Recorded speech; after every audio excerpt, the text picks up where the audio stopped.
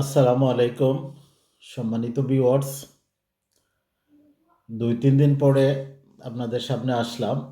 আমি অসুস্থ, এই জন্য গত 2 দিন কোনো ভিডিও দিতে পারি নাই। আজকে একটু ভালো বোধ করছি, এই জন্য চিন্তা করলাম আপনাদের সাথে কিছু বিষয়টা শেয়ার করি।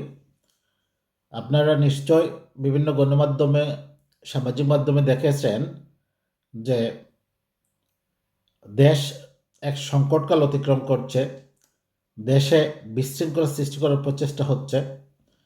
বিভিন্নভাবে বিভিন্ন গোষ্ঠী তাদের হীন স্বার্থ হাসিলের উদ্দেশ্যে দেশে বিভিন্ন নাটক সৃষ্টি করে তারা করছে। তারা হিন্দুদের কার্ড খেলছে, হিন্দুদেরকে মাঠে নামিয়েছে টাকার বিনিময়ে। এটা বিভিন্নভাবে পরিষ্কার হয়েছে। বিভিন্ন জায়গায় মন্দির ভাঙতে গিয়ে যারা ধৃত হয়েছে, যারা আটক হয়েছে, তারা সবাই হিন্দু। টাকার বিনিময়ে তারা এই কাজ করছে বলে তারা স্বীকার করছে। সবচেয়ে দুঃখজনক বিষয় হচ্ছে আমাদের সিলেটে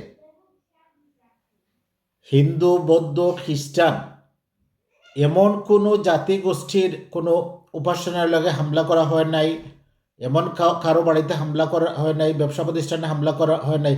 তারপরেও সিলেটের রাজপথে হাজার হাজার মানুষ তারা বিক্ষোভ করছে গত 2-3 দিন থেকে। এটা খুবই লজ্জাজনক, খুবই কি বলবো, তাদের উপাসনালয়ে হামলা করা হয় নাই, তাদের বাড়িঘরে হামলা করা হয় নাই, তারা ক্ষতিগ্রস্ত হয় নাই, তারপরও তারা বিক্ষোভ করছে।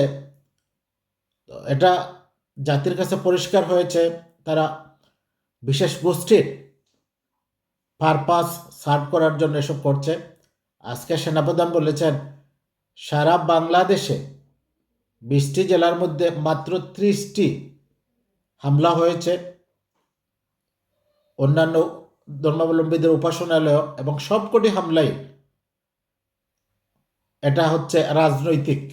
কারণ তাদের মধ্যে যারা আওয়ামী লীগের নেতা ছিল, স্বৈরাচারের দোসর ছিল, তারা জনগণের উপরে অত্যাচার করেছে, নিপীড়ন করেছে, জায়গা দখল করেছে। স্বাভাবিক কারণে মানুষ সংক্ষুব্ধ হয়ে তাদের সেই নির্যাতনের প্রতিশোধ নেওয়ার জন্য তারা হামলা করেছে। এগুলো রাজনৈতিক হামলা, এখানে ধর্মীয় কোনো হামলা নাই। এই হচ্ছে একটি। আরেকটি হচ্ছে কিছু সাংবাদিক আমরা লক্ষ্য করছি, কিছু সাংবাদিক তারা নেতাদের পেলে বা ওই উপদেষ্টাদের কাছে পেলে প্রশ্ন ছড়ে দিচ্ছে কবে নির্বাচন, কবে নির্বাচন। আপনাদের একটি বিষয় বোঝা উচিত, এই সরকার নির্বাচন দেওয়ার জন্য আসে নাই। এই সরকার হচ্ছে একটা বিপ্লবী সরকার। গণ অভ্যুত্থানের মধ্যে দিয়ে সরকারের পতন এবং সরকার পালিয়ে যাওয়ার পরে ছাত্র সমাজ, বৈষম্য বিরোধী ছাত্র আন্দোলন তাদেরকে ইন্টারিম গভর্নমেন্ট বর্তমানে সরকার পরিচালনার জন্য দায়িত্ব দিয়েছে। নির্বাচন নিয়ে হইচই করার কিছু নেই। নির্বাচন হবে যখন রাষ্ট্র সংস্কার হবে। নির্বাচনের আগেই রাষ্ট্রের বিভিন্ন সংস্কার আছে, এই সংস্কারগুলো করতে হবে। এই গণহত্যার বিচার করতে হবে। গত 15-16টি বছর রাজনৈতিক বিরোধীদের প্রতি যে নিপীড়ন করা হয়েছে, যে গুম হত্যা করা হয়েছে, বিনা বিচারে ক্রসফায়ার করে তাদের মৃত্যুকে নিশ্চিত করে দেওয়া হয়েছে, এইসবের বিচার আগে করতে হবে। আইন শৃঙ্খলা পরিস্থিতি স্বাভাবিক করতে হবে।